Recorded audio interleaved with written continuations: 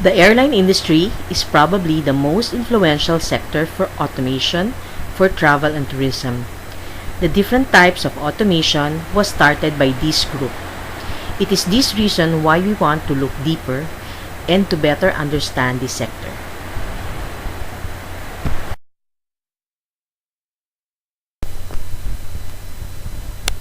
Let's start with an understanding of the airline terms or jargons.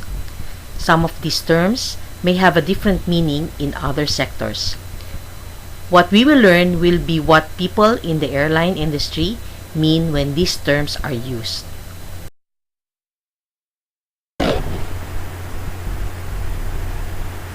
One set of jargons is relating to passenger type. Passenger type is often used to distinguish passengers according to their age and their appropriate discount. This is true for what we call full-service airlines. I will later define what full-service airlines are. So, who is an adult? Airline also uses code. The code for adult is ADT. The airline defines an adult as anyone over 12 years old on the first date of travel. They are charged full adult rate. A child for the airline uses CHD or CNN as the code. By definition, a child is anyone between 2 years old and below 12 years old. A child rate may be between 30 to 50% discount from the adult rate. An infant is a traveler who is below 2 years old. An infant pays at the most 10% of the adult rate. Infants do not have their own seats. They must be traveling with an adult. Again, what we just discussed are definition and discounts by full-service airline.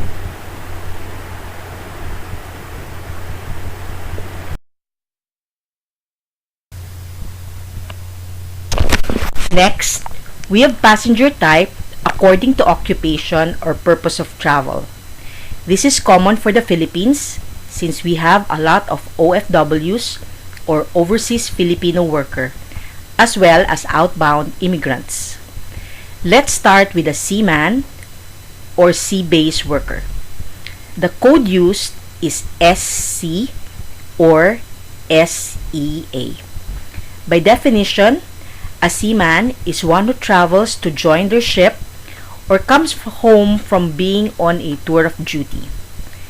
These passengers will only need one-way tickets since they will be working overseas for a minimum of 9 months. Immigrant travelers, on the other hand, are those who are traveling to move to another country. The code used for them is EMI.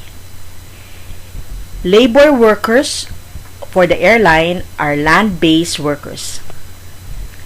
Their code is DL or LBR. Similarly, they stay overseas for a long time and will not need a round-trip ticket. What do you notice with their tickets?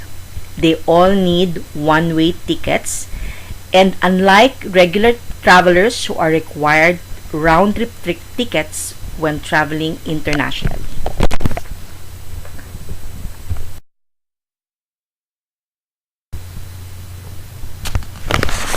Another set of jargons relating to passenger type is in the number of passengers traveling together.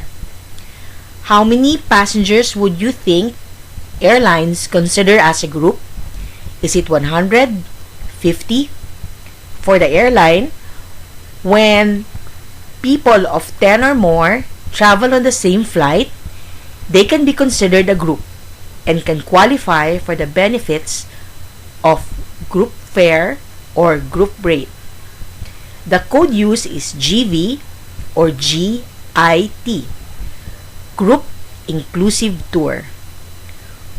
For those less than 10 traveling on the same flight, the code is FIT. There are several definitions to this acronym: free independent traveler, free individual tourist, etc. This is why airlines prefer to use codes. FIT simply means less than 10 people traveling on the same flight.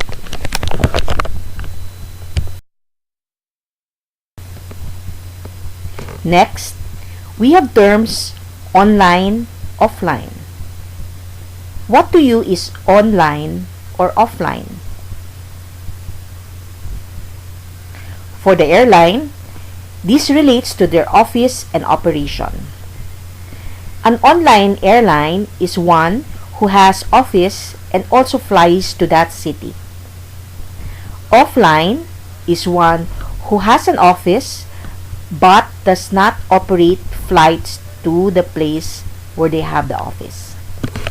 For example, we have Cathay Pacific and Singapore Airlines who have offices in Makati and flies to the Philippines on Manila to Hong Kong or Manila to Singapore respectively.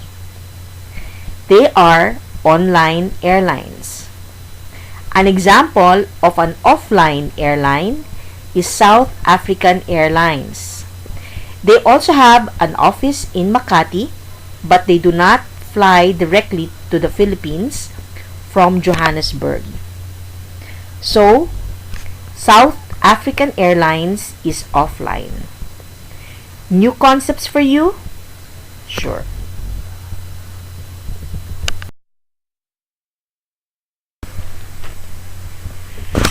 The airline also has the term interline. This refers to agreements among airlines. One example of interline agreement is code share. Airlines have code share agreements when they are friendly competitors. When the size of the market or expected number of travelers is low, airlines may agree with other airlines flying on the same route to share the flight and share their code. In code share flights, we have what is known as marketing carriers and operating carriers.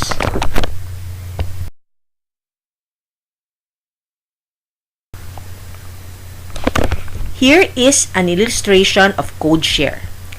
This is a GDS availability display for Manila and Kuala Lumpur, Malaysia. Manila uses the code MNL and Kuala Lumpur uses the city code KUL. Not many passengers travel between these two cities. So, for Philippine Airlines and Malaysian Airlines to cut costs and improve revenue, they have a code share agreement between the two of them. Look at line 1. You see PR as the code for Philippine Airlines and MH for Malaysian Airlines. The flight number MH805 and PR805 are all in the same line. They have the same assigned code for the same flight number. Malaysian Airlines is the operating carrier, meaning the plane use is owned by Malaysian Airlines. Philippine Airlines is the marketing carrier. Their role is to sell tickets for this route or destination. Moving on, what is an alliance? It is a group, an association, an organization. For the airlines, it has the same meaning. However, there are only 3 major alliances in the whole world. This would be Star Alliance, One World, and SkyTeam. The airlines bound themselves together and work together. One benefit they give their passengers is with their frequent flyer program or loyalty program.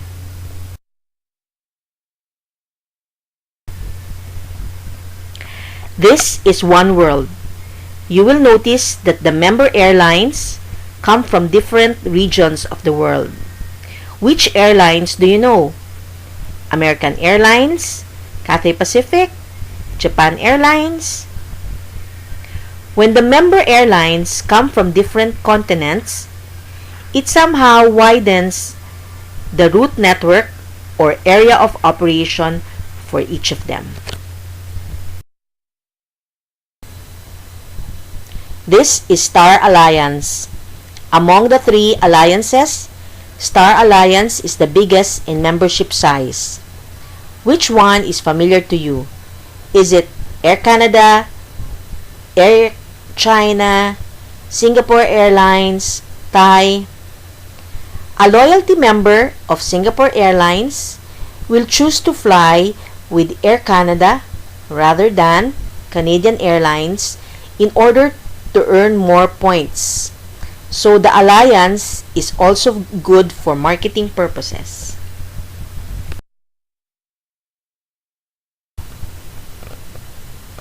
Here are the member airlines of SkyTeam.